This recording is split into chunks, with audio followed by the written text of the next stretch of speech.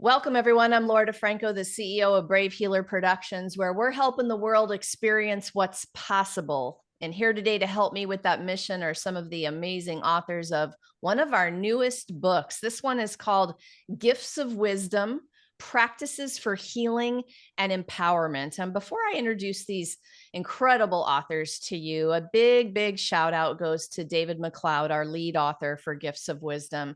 David, we wouldn't be here without you. You had a really big mission and vision for this book. It is incredible, and I'm very grateful to be on this journey with you, and especially to introduce some of your co-authors tonight. So I have Janine Savient. She is an intuitive visionary who shares her awareness of life with those realizing now that this reality is rapidly changing and they are the greatest part of this change. Mary Jo Halligan is the CEO at Vibrant Love, which empowers human consciousness with higher frequency wellness tools and approaches that align body, mind, and soul to create harmoniously with life. And Lori Morin is an author and story doula who is passionate about helping you turn your personal stories into a life-changing book. Welcome to all of you. Janine, you're going to start the party off today. What time is it? We've got Australia people here, New Zealand people here. Oh my gosh, I'm so confused. Tell us about the why behind your chapter. Thank you, Laura. Lovely to be here. Hi, I'm Janine Savient, and I wrote chapter 9.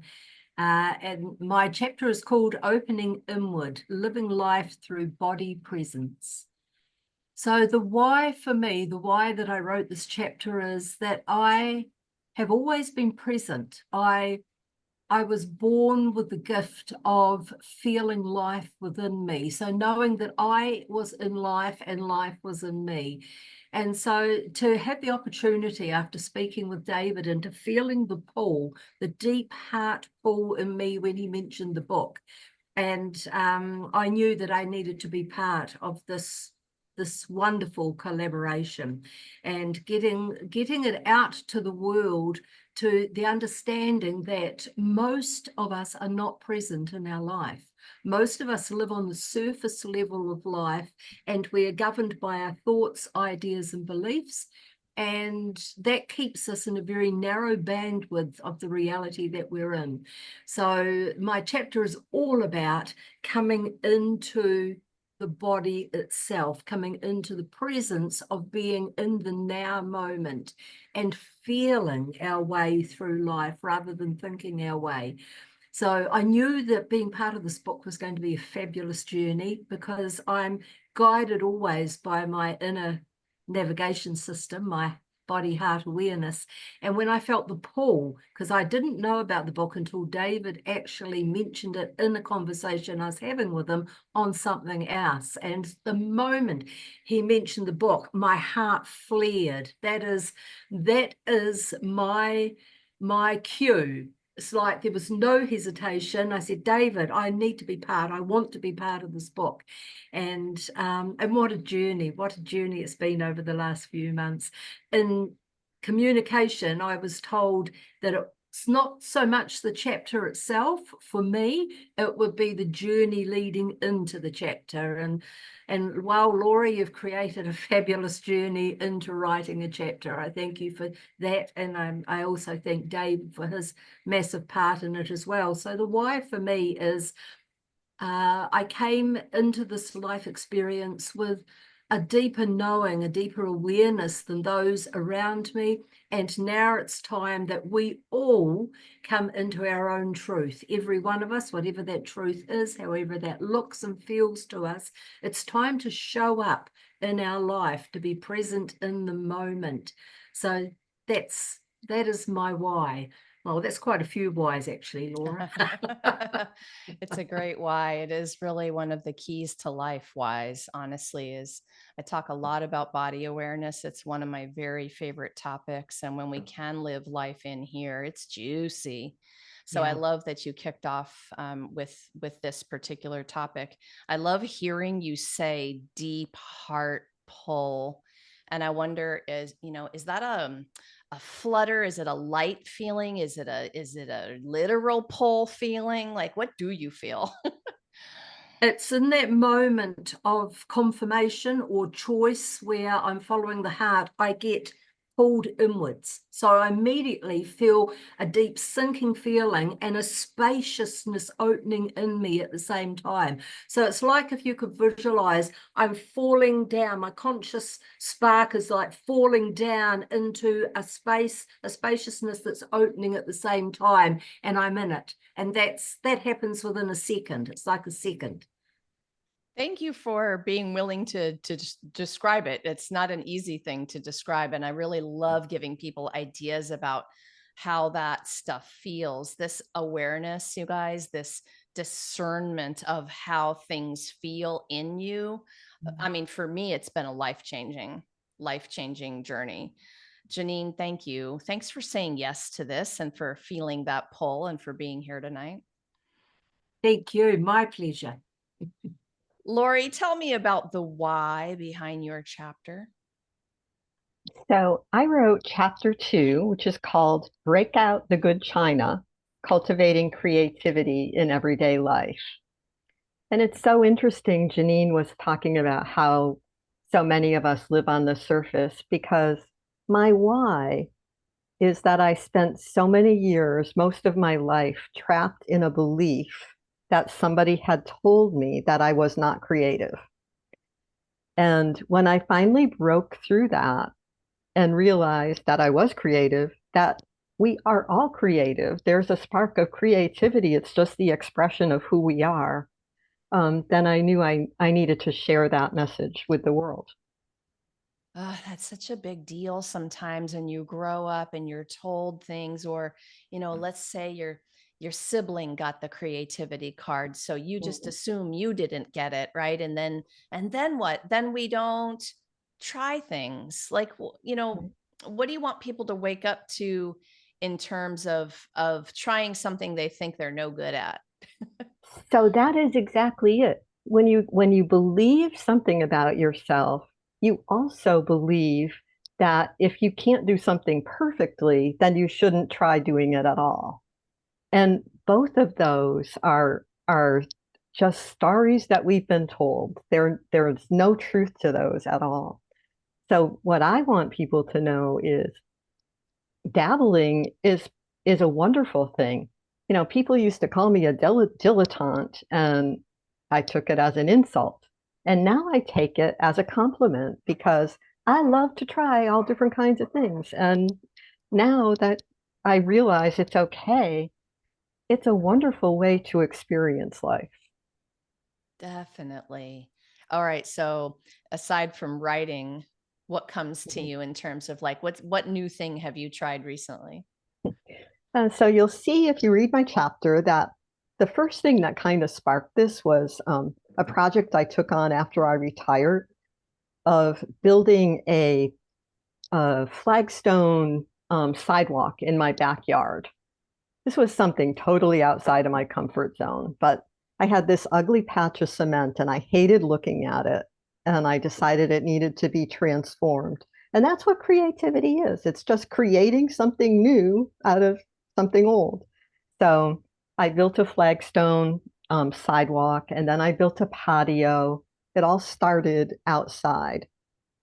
Since then, I've dabbled in a lot of different things. I've taken up doodling and rock painting, and I'm not very good at most of them, but but I'm having a lot of fun. And the other thing I've come to realize is once you give up that idea, you have to be perfect at painting or drawing or whatever it is, you give up perfection in other areas of your life as well. Yeah. Hallelujah. Right. The freedom in that. I have to say, I'm chuckling a little bit because I followed along in your chapter and you started to talk about building this thing. And I had such envy.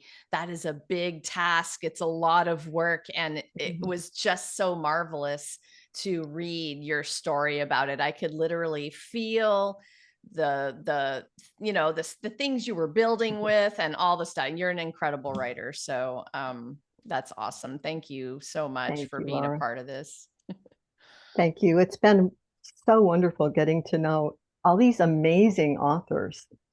I mean, if you haven't read the book, you really need to read this book. Agreed. All right, Mary Jo, tell us the why behind your chapter. So I'm Mary Jo Halligan, and I am chapter 16. Releasing the habits of anxiety, the art of gratitude to transform your life. And the why is, I wanted to, I guess, well, my own personal story, of course, and discovering gratitude as a tool. And I guess the why is to really recognize it as a tool, because I think for some people it can seem like a wishy-washy idea, and it's about being nice, and to really recognize that it truly is a profound, simple, accessible, economical to everybody, and it's a profound tool that we all have access to, just like the choice to take that next breath. And so I love to develop wellness tools, as you said in the bio, and to be able to share those tools. And a lot of the tools, of course, just like any of us will share, is what we discovered in our own journey that really helped to transform our life. So gratitude was that for mine. My story reflects to the depth of, what that is. And in short, I would say gratitude is the bridge that can take somebody from fear back into love, or lack into abundance, or disconnection into wholeness again, and unity and presence, just like Janine spoke, back into the moment rather than the past or the future, which creates the anxiety, fight, flight, or freeze, sympathetic overdrive, deregulation of the nervous system to help regulate the nervous system, come back into the present, and to come back into the present that recognizes what's actually present, which is our deeper nature, which is natural abundance, and to recognize that. So it's like a tool to refocus the lens of our consciousness and to bring it back into alignment with who we truly are. So that's my why. I love how you described it as, very simple, but sometimes those simple things like gratitude are hugely powerful. And you're all describing what I call ninja moves of awareness. These moves, these recognizing the moment you recognize and be grateful. That's it right there, that moment, right? And that can change everything. What else do you want to tell us about that? So I want to acknowledge that when you're in the midst of fear or deregulation of your nervous system, or a trigger or a trauma, it is a practice. And so that's why in the book I describe to keep asking yourself, you ask yourself, because there's something so incredible about our consciousness. If we ask a good question, we get a good answer. If we ask a shitty question, we get a shitty answer. So it's a way to redirect and ask a good question. And okay, the psyche, the subconscious may not have anything in that first asking, but then we ask it again. What am I sincerely grateful for, as I share in my practice? And then it's like the cogs have to start looking, what am I grateful for? And then meeting yourself where you are sincerely. So when I used to practice this at my retreat that I sold in December, the way I would share it with people around the table is we take each other's hands, and I would invite everybody just to close their eyes, drop into the breath. And I would always say sincerely grateful for, because I could see people thinking, okay, what do I need to be grateful for? To be a good person. And so to drop out of that, and it's really about sincerity and genuineness. What are you sincerely grateful for? And meeting yourself where you are. It's not trying to be this grateful person because it's the latest thing that you've seen on social media or whatever. It is a true, profound, energetic shifting practice that will really transform your life. Hence the name of the chapter. It's big potato stuff. Mary Jo, thank you. Thanks for saying yes and for being here to share about this. Yeah, it's been a joy to be part of the project. And yeah, as Janine pointed to, the journey and the collaboration, the co-creation, it's been, absolutely wonderful. And thank you for, what you've done and established to the publishing company. It's amazing. My pleasure. All right. So, Lori, I'm starting with you on this next question, which really is one of my favorite. You know, the experts and authors in our community, we all have different ways that we practice this awareness that we've been talking about and connecting, which is really one of the ways I think experiences turn into wisdom. So, would you share about one of your personal practices if I was going to peek in your window and see how that looked for you? What's one thing that you do to connect? Oh, absolutely. I do practice gratitude. I was glad that Mary Jo talked about that. But my favorite way of connecting is actually, some people call it automatic writing, some people call it spirit writing. So, I just sit, I usually listen to some kind of meditation beforehand so that I go inside. I ask a question that I'm seeking answers to, and then I just put the pen to paper and see what comes out.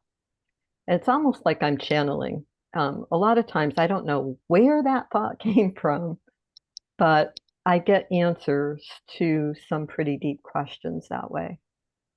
Well, y'all know I'm a fan of this particular practice. It is also mine, and it's been really profound over the years. And a quick special shout out to you, Lori, for being the director of our Brave Healer Writers Circle and really heading up the community that is writing together and practicing these kinds of things together. And oh gosh, I would have never used the word channeling maybe even several years back until the day I could use the word. And I felt that palpably. So hearing you talk about this practice makes me excited. I want our listeners to understand what's possible with these very simple but very powerful tools. I love it, Lori. Thank you. Thank you. Mary Jo, if I was going to peek in your window, what would be one of the practices that I would see you doing? Now, you mentioned gratitude already. Is there another like close second? Well, I mean, when I've run retreats, the most one I wanted people to have on the top of the page was breath awareness. Taking that next deep breath, because my fascination as a soul in this life has been, how do we get unstuck, like truly from those places of the ego, in the trauma, in the whatever that is, in the separation, how to really get unstuck. So breath awareness, gratitude, affirmations. I love affirmations as well, and I do speak a little bit about that in the book. The channeled writings, absolutely, automatic writings. So many practices. Dancing to music. I just, before I jumped on the call, I had my headphones on and I was dancing to music. That's a real medicine for me. There was tears, there was grief, there was rage, there was releasing, there was acknowledgement, there was connection to a dear friend who has transitioned lately, and I could feel her presence in my heart, which could bring emotion right now. And just that connection and just, there's so much that goes on. It's such a quantum technology, movement and dance and energy and feeling, truly dropping from the head to the feeling and the body, and allowing the energy to express. You're talking about the creativity, Laurie. I'm with you there. It's a continuous journey. It has been a continuous journey to reawaken that creativity within me. And to allow it to flow. So there's many, the embodiment practice, yoga is my background, and then conscious dance, and very physically in the body, and now, more and more in the voice as well, and to speak and communicate, and the writing. So yeah, Beautiful. many practices. That's many. Now we have many, many more ideas, but guess what? There's like hundreds of ideas. So Janine, give us another one. If we're going to look in your window, what are you practicing? What's one of the things that you love? What I love more than anything else is presence. So presence for me, what you would see, Laura, you would see that I stop. So I constantly stop during the day. And sometimes I will stop for a second, sometimes a few minutes, sometimes half an hour. So I stop life. So I just sit or stand if it's only for a minute or so. Otherwise, sit. There is no format. There's no ritual ceremony, no practice to do. It's simply stopping. And in that stopping, I step out of the busyness of life.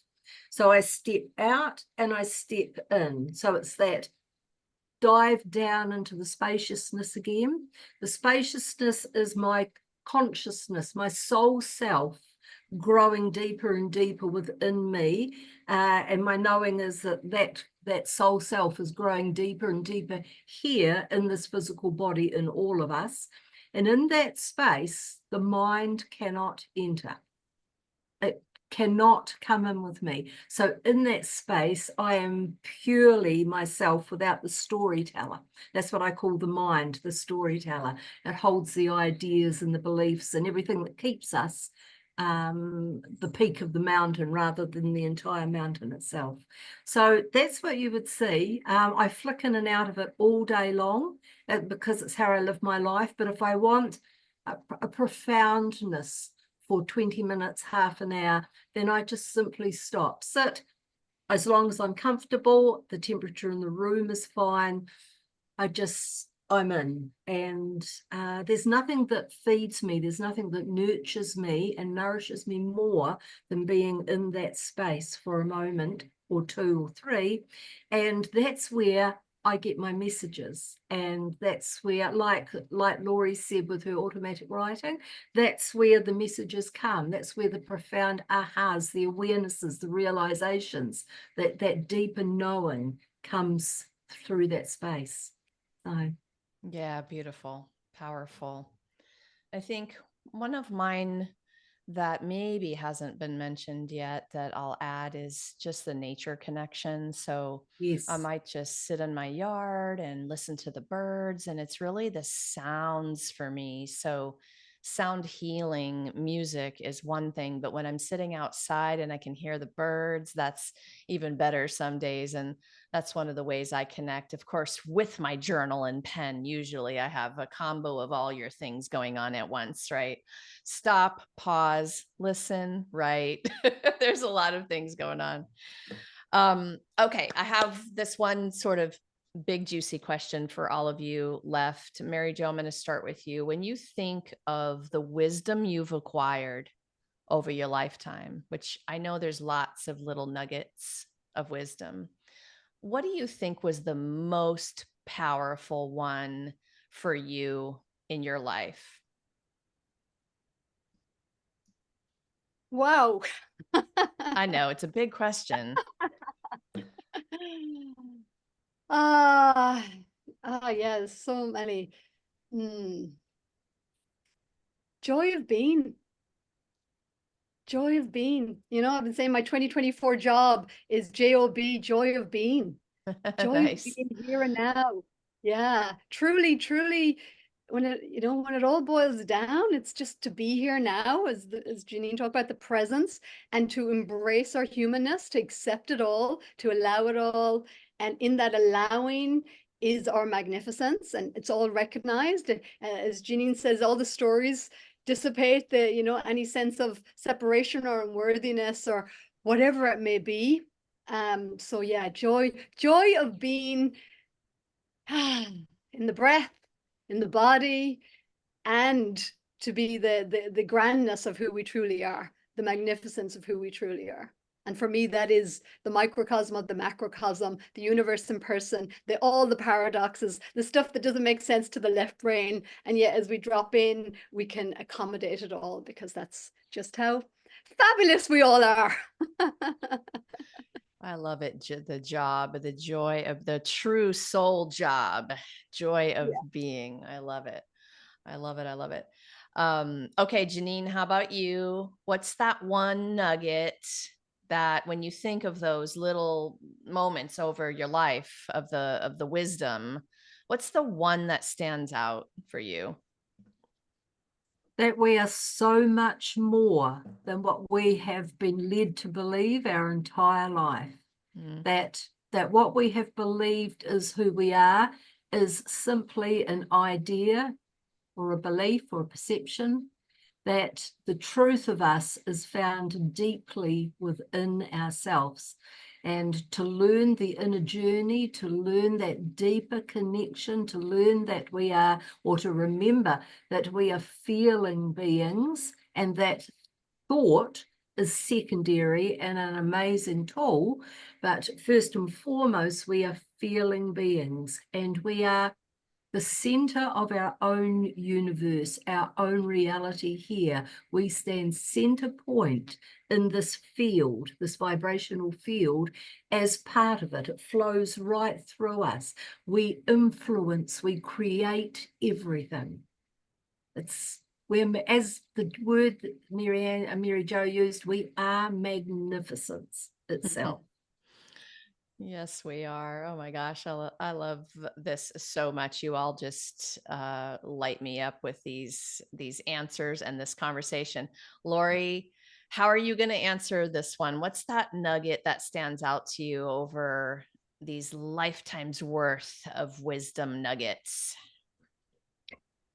I think the biggest shift that I've made in my life was after listening to Wayne Dyer talk about I am, and how I am does not need a noun, it does not need an adjective, it does not need a description.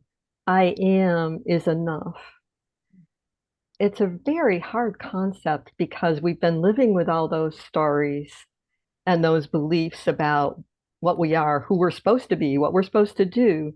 But I am is enough. It's a big one. I mean, we're not talking about small potatoes things tonight. There's such big ideas, big concepts. I have a huge thank you to all three of you for not just for saying yes to this project, for really taking the challenge I gave you to put those hearts and souls onto the pages in your beautiful stories. And then all of our authors are stepping up with a practice for you all, an experience with one of these things they're talking about. It's just such a gift, and you all did this so brilliantly. I'm so honored to be on this journey with you. Thank you so much to all three of you for what you do in the world, and thank you for being here to share it. Thanks, ladies. Thank you. Thank you, Laura. Lovely. So to our listeners, you may have heard something tonight that gave you the goosebumps, or you're resonating with. Maybe you have a question, or you're just yearning to continue the conversation like I am every time I meet with you all. This is way more than a book. This is a generous community of experts. So drop down into the show notes below the video. I have all of our authors hooked up with their websites, their contact links, and they're ready for you to reach out and ask that question. So please do that. Please go explore all what they're up to. And you are also invited to the book launch party. We're going to be on Zoom October 10th. We're going to gather with all of the Gifts of Wisdom authors. So please see below for how to get that Zoom information.